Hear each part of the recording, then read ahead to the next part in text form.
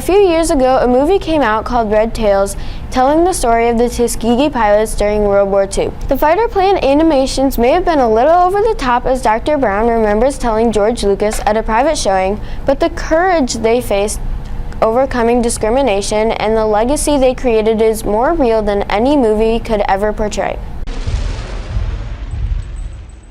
When we came under your command, Colonel, you stated very clearly that we would never find Negroes who could pass a pilot's exam, make it through flight school, survive basic combat. We've done all of that. What we do, how well we do it, does it matter? And you all thought what? You'd sign up, and that'd be the end of 100 years of bigotry. Get your head up, son. You're fighter pilots. We have a right to fight for our country, the same as every other American. We will not go away. I can't afford the kind of losses my bombers have been suffering. Can you help save lives? We can help your boys. Nothing's difficult. Everything's a challenge. Through adversity To the stars. From the last plane, to the last bullet, to the last minute, to the last man, we fight! We fight! We fight! We fight! We fight! We fight! At all costs, you protect the heavies.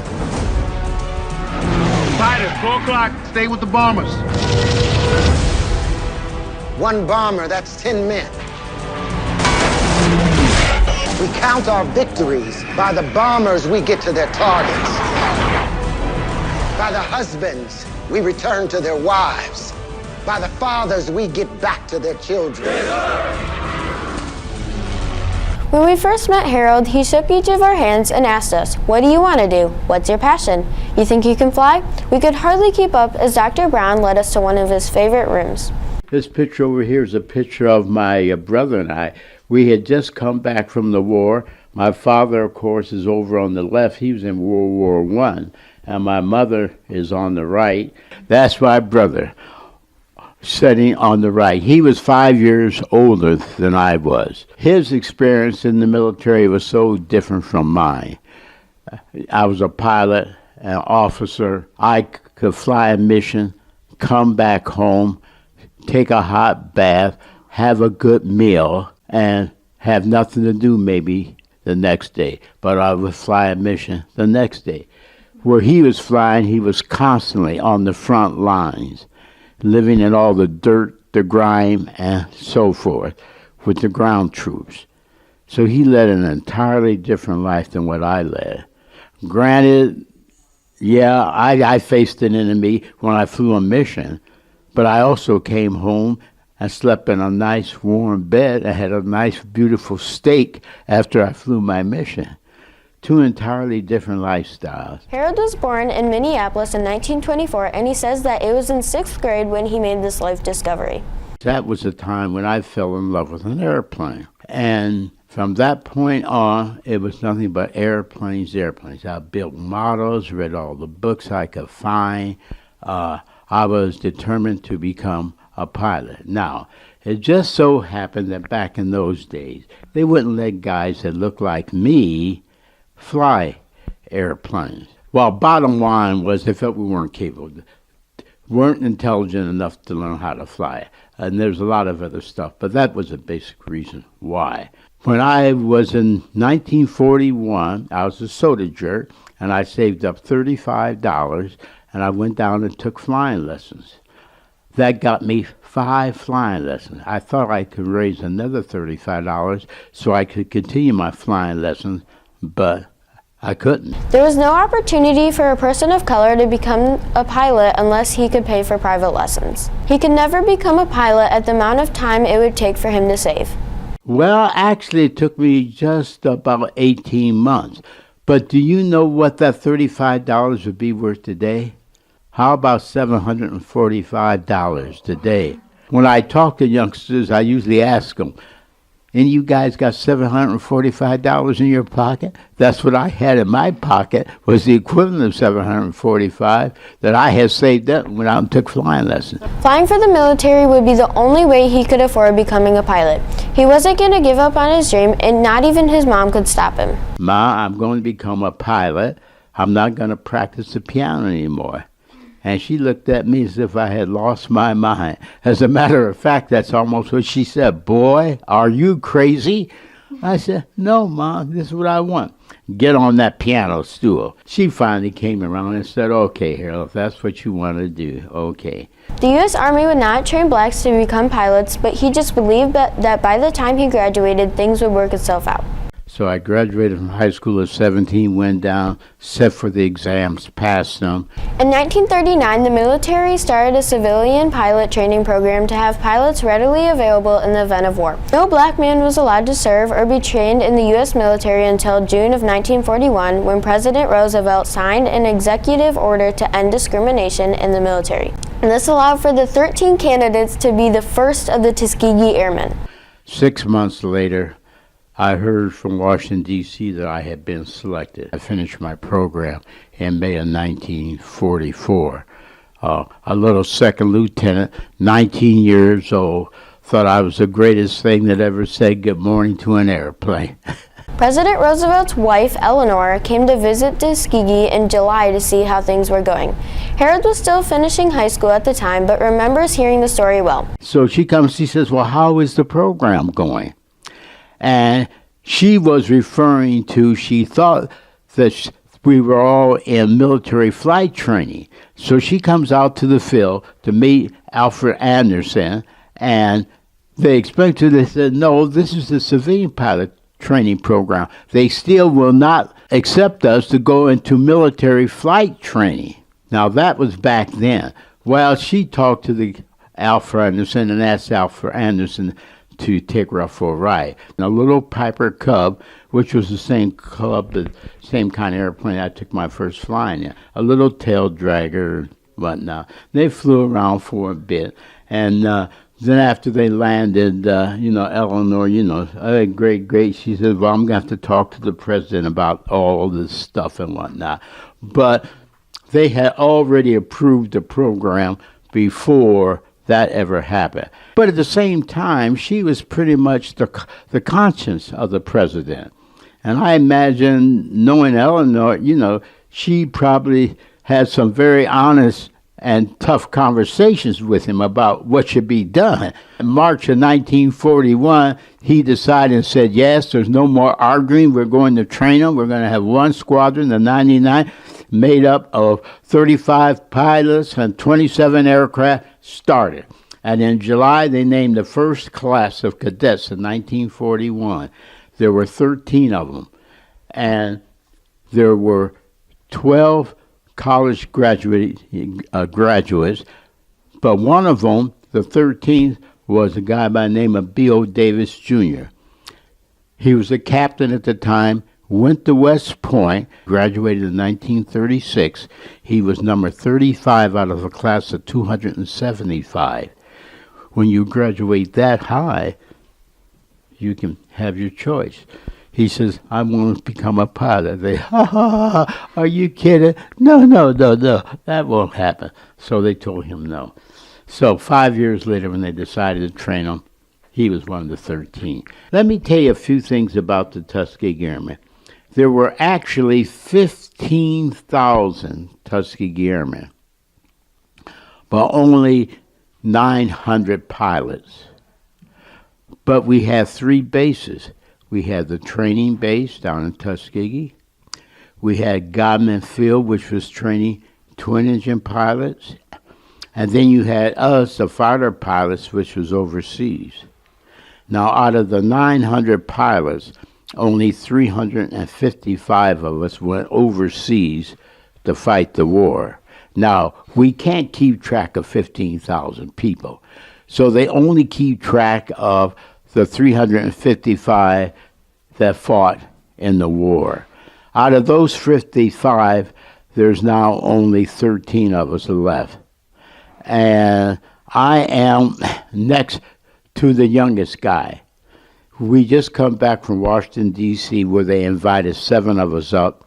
But the 7 of us can all travel. We're all mobile. So we're invited every place. Out of all these guys right here, they're all dead, but there's little Harold Brown, a little first lieutenant right there. and I'm the only one still living out of all these guys. The 332nd knew they got hand-me-down planes from the other white pilots. Regardless, the P-51 Mustangs were their lifeline in combat. They were quick and maneuverable. But if you notice, our 51s all got red tails on them. And we were the red tail fighter pilots. Now, all of the fighter groups that were flying, they all have their own colors on the back of the rudder. In the 15th Air Force, where I was flying out of, that was in Italy. We were flying from north to south, bombing all of the targets in southern Europe. We were the red tails. Another group of 51s was the yellow tails. Another group of 51s were the checkerboard tails. They had checkerboards. Another group was the candy stripe. They had stripes all over them.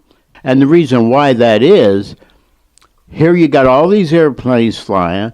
We're protecting all these bombers, but we're all assigned a certain group of bombers that we have to protect. And the bomber group has to know who their protectors are. So it's easy because they can, all they got to do is to look at the tail, and they know precisely which fighter group is escorting them. Because there's a lot of airplanes when you go up on a mission like that. I'll give you a perfect example.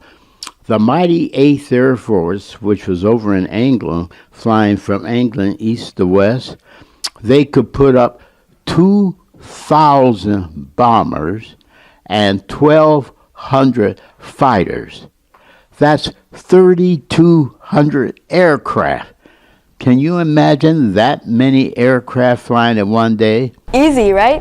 All it takes is to look at the tail to know who is friendly or not. But imagine how many planes could be flying at one time, and you might change your mind. Well, interesting enough, one day I was on a mission, 6 of us. We were escorting a photo reconnaissance aircraft, but they were unarmed, and they were just carrying cameras because they're photographing the place. So they would send 6 fighters up to protect them. And this day we were going up, and he said, "Look over there, you guys." And we looked on the horizon. The lead group was going over the horizon out of sight. And there were groups, and they were still coming up on this side of the horizon. And if you can imagine airplanes from horizon to horizon, it gives you some idea. The Air Force and all the military at the time were still segregated, and prejudice rules were official policies. Even in Italy, the American generals enforced white and colored rules. There are stories that a white soldier would not salute a higher-ranking officer. Even in training, they were made to repeat exams and told their expectations would be tougher than their white counterparts. They knew to be accepted, they would have to be extraordinary. Well, at first they didn't know. They had no idea who we were. But all they knew was this: who are those red tail pilots? Man, those guys really stick with us. Man, who are these guys? You know, and eventually they found out, oh, man, there's a bunch of black guys over here flying those airplanes. If you fly so many missions, you go on what they call rest and recuperation. We go back to Naples. We had a big, beautiful hotel right on the Bay of Naples. I could look across the bay and I could see Mount Vesuvius. The Tuskegee pilots quickly gained recognition and respect of those they protected. You must be one of those red tail pilots. Yeah. They got so they loved us. And like I said, they nicknamed us the Red Tail Angels.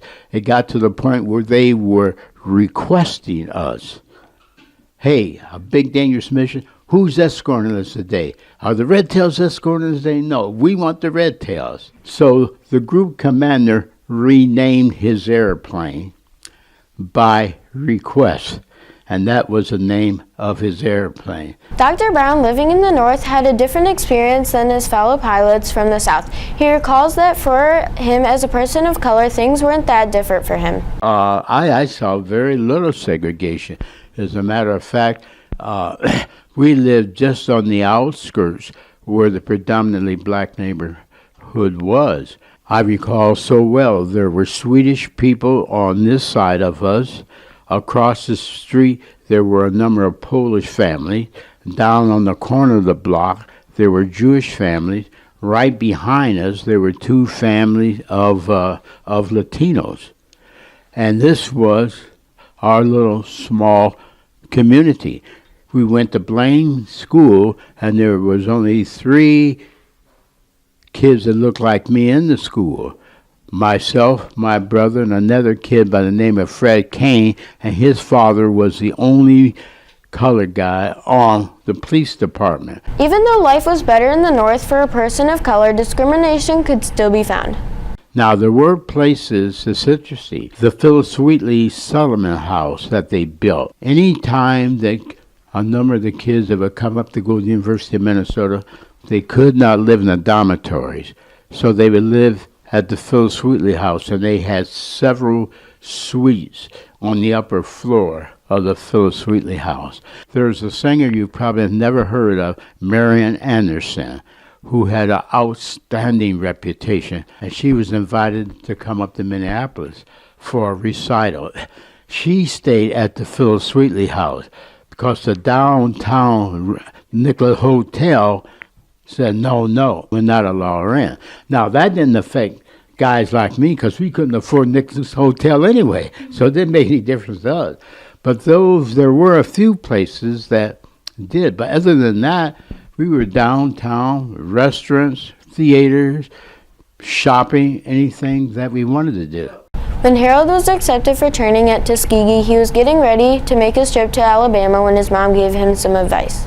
Let me tell you about my first trip south. After I got my papers and I was going down, now comes my mother.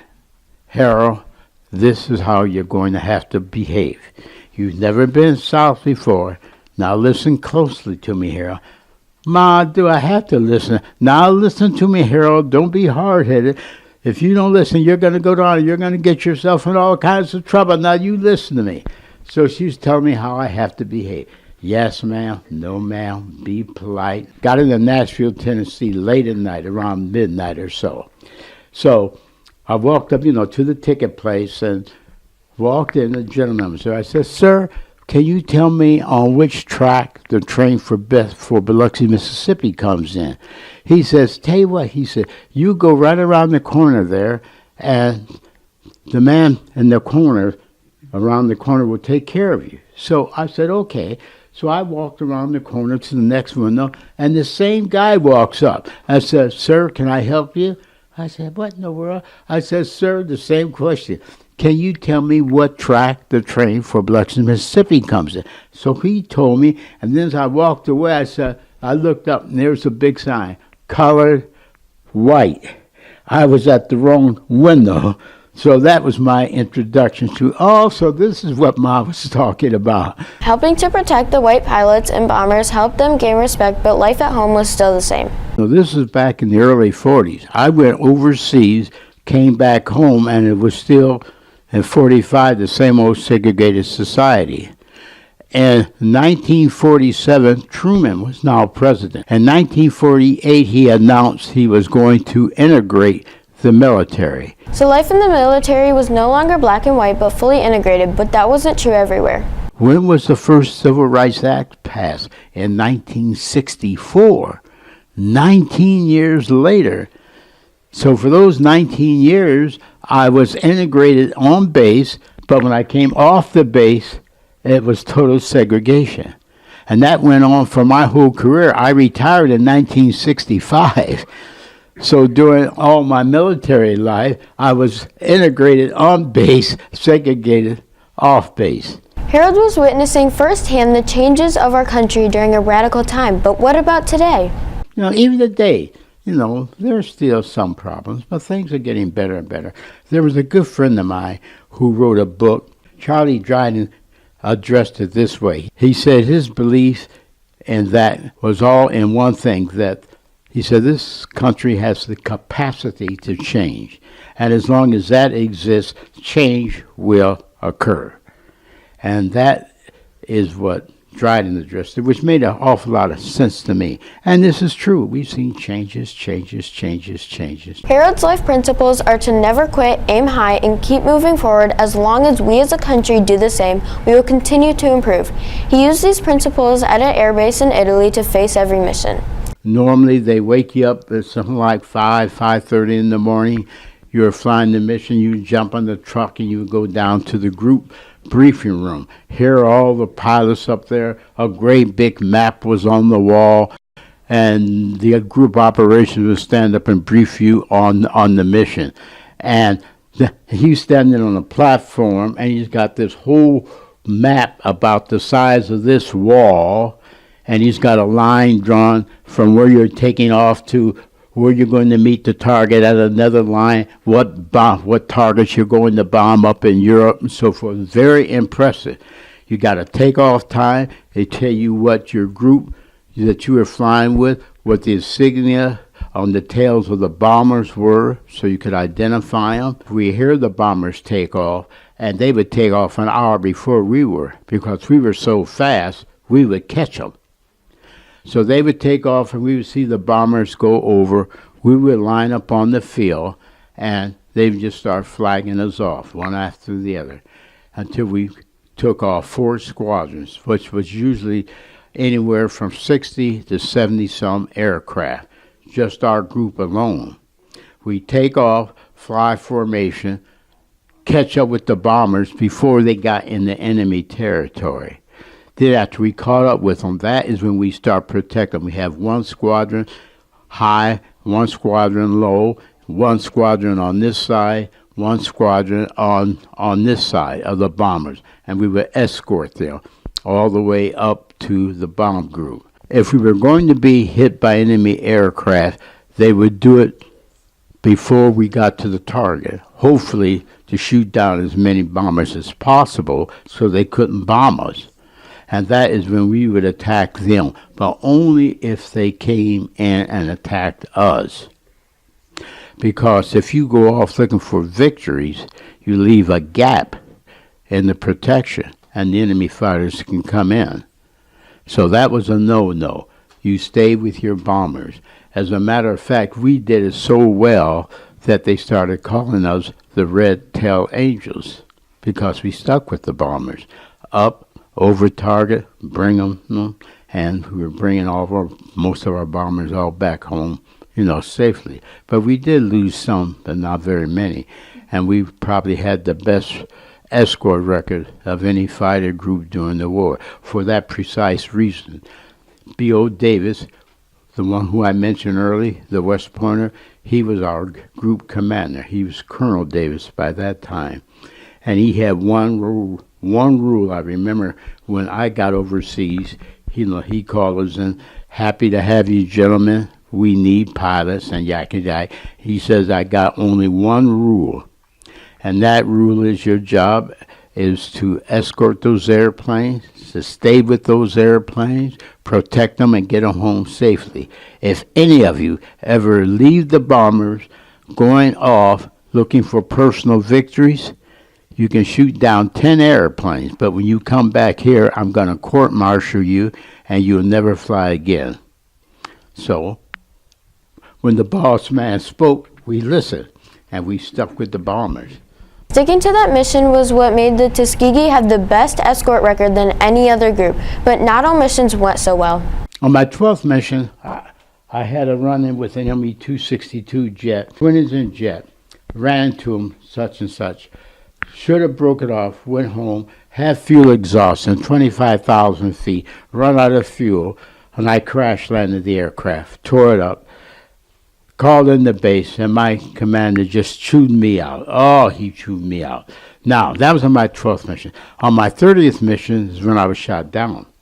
On that one, we were strafing. Strafing missions are this. You're going after ground targets. The primary targets were locomotives.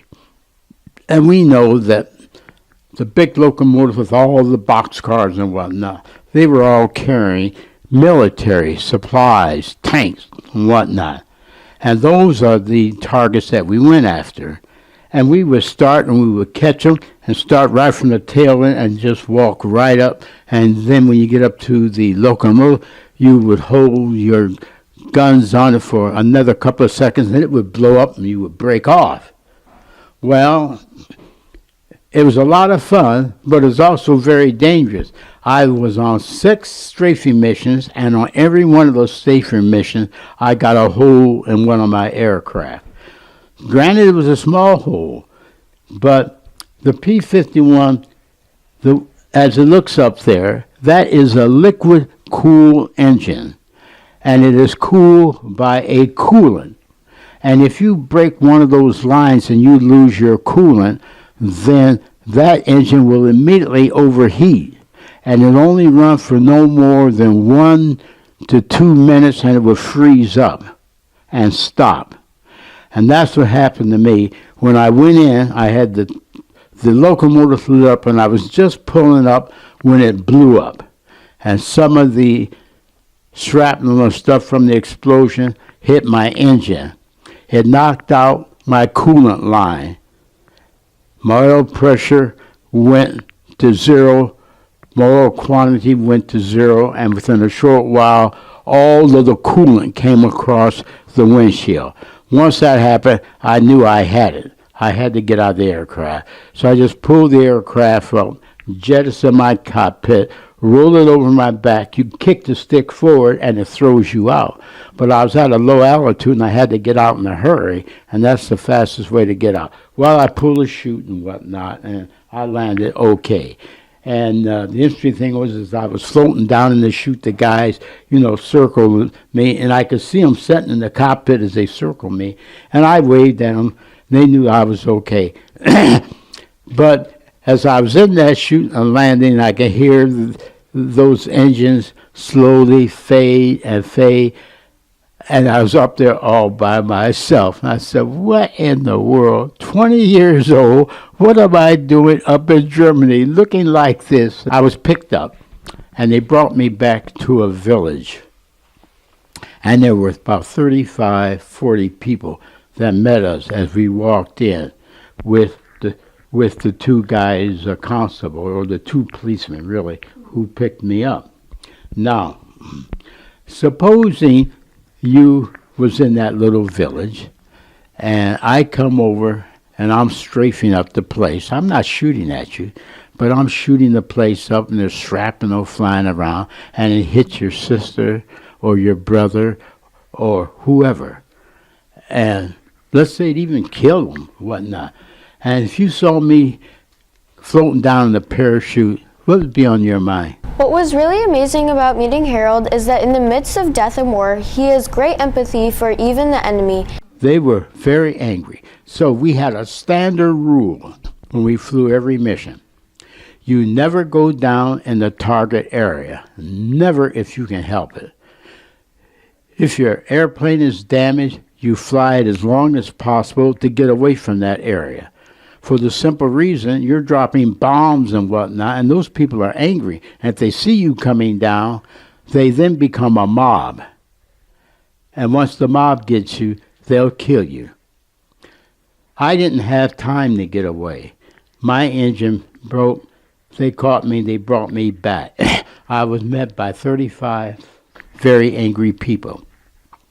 And they were going to do one thing, kill me. So here I am, 20 years old. I'm trying to reconcile the fact that, Harold, you're going to die in a few minutes or so. No place to run. I can't hide. And as I reflect back on it, that had to be the scariest thing that I've ever experienced in my life. Fortunately, there was a good person in the crowd. There was another constable in the crowd. I saw him walk around. I felt a shoulder on me. He snatched me back. He steps in front of me, puts a round in his rifle, and he stops the people. We backed up into a little pub. We threw everybody out. We barricaded ourselves in there. They were pounding on the door, trying to get in. They couldn't get in. And this was in the wintertime, and as it got dark and later, the crowds finally started to disperse. Around midnight, we went out the back end, walked down to another village. He got on the phone and called someone, and a few hours later, a couple of soldiers come up with a truck and picked me up. Then from that point on, it was just a matter of traveling across Germany to the interrogation center. I was interrogated in Nuremberg. During interrogation, whenever he was asked a question, he simply kept saying his name, rank, and serial number. They always interrogated air crew. And why would they do that? I would fly a mission, come home. I would read the daily paper, the Stars and Stripes. I knew exactly what was going on. The poor ground guy is up here fighting on the ground for 30 days, 2 months at a time, whatever. He had no idea what was going on. He didn't have the pleasure of going back, reading the Stars and Stripes, listening to the radio to know how is the war going. He had no idea how the war was going. So they always took the air crew and interrogated them before they sent them to a POW camp. During transport and entering the prisoner of war camps, one of the guards who spoke English told him and some fellow prisoners that the war wasn't going to last much longer and they shouldn't do anything stupid or try to escape. The Americans were getting close, and keep in, the Americans are coming from the west, the Russians are coming from the east, and they're pinching us, and they keep moving the prisoners inland. 10,000 prisoners took 8 days with little or no food, finally arriving at Moosburg on April 18. 11 days later, an American general came to liberate all the prisoners of war who were oblivious to what was going on with the war. The Tuskegee fighter pilots will forever be remembered as playing a pivotal role in World War II Air Force. Since then, they have been recognized for their great accomplishments. This is a picture of us in the rotunda of the Capitol up in Washington, D.C. And they gave the Tuskegee Airmen the Congressional Gold Medal. And there were 300 of us up here. Notice you got a lot of guys wearing red jackets. The red jackets was because we were red tails.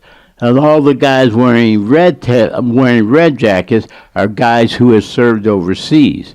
And you can even see that is quite a mob. But you don't see, well, you see some red tails, but there's a whole lot of people there that are not red tails, are there? Because, again, there wasn't that many of us that went over to fight the war. As they received the nation's highest civilian honor from President Bush, he gave an apology to one of the pilots. And he says, I hope this makes up for all of the people who bypassed you and refused to salute you. Because that happened quite often. We were officers and other folks that didn't look like me would look at me, ignore me, and, I just didn't exist as far as they were concerned. In '94, Harold still remembers what it felt like as a new fighter pilot that achieved his dream of flying. We were young, crazy, invincible. Do you notice that all the generals are old guys, but all the fighters are young guys? Now, why is that? You're invincible. I'm invincible. I was the greatest pilot in the world. So you send these little young crazy guys out there to fight the war. In reality, when you're flying in the sky in harm's way, you need to depend on each other, and a person's skin color is not even a part of the equation. One of Harold's favorite quotes is from General Chappie James. The power of excellence is overwhelming. It is always in demand, and nobody cares about its color. There is no doubt that the Tuskegee pilots were excellent, as you heard from the message of the Red Tails movie. Harold shared with us how the movie compared to real life. Boy, you sure made us look good. Man, you were doing things that I wish I could do, but I don't think I could quite do it like that. He laughed. They had some conversation going on, and you never have conversation like that. You kept your mouth shut, and you kept the airways clear in case something happened, and there was important stuff that they have to get to you. Even though it might not have been exactly like the movie, Harold had his share of fun in a plane. Oh, I did my share of flips and whatnot. Yeah, I was, I had done a lot of crazy stuff. When no one was looking to come down over the runway 100 feet off the ground, rolled over on my back, and like I said, we were crazy. After retiring from the Air Force in 1965, he had already earned his college degree and started teaching at a junior college, and later completed his PhD and became the vice president of Columbus Tech. Helping others to achieve their mission has continued to be a passion. There's so many opportunities, And all I tell kids is stay in school. You gotta stay in school. Stay in school. Get good grades. A's and B's only. None of these C's and D's. I was doing what I loved to do. Flying became my passion. And I lived out my dreams. I dreamed to become a military pilot, and that is precisely what I did. You know, I talked to so many youngsters, and I said, don't limit yourself. Look at everything. You're young. Decide. When you decide something and you know that this is what you want, then you go after it and allow that to become your passion. There's an old saying that when you are working out in what is your passion, you'll never work a day in your life. Because when you're working your passion, that's not work. You're doing pleasurable things.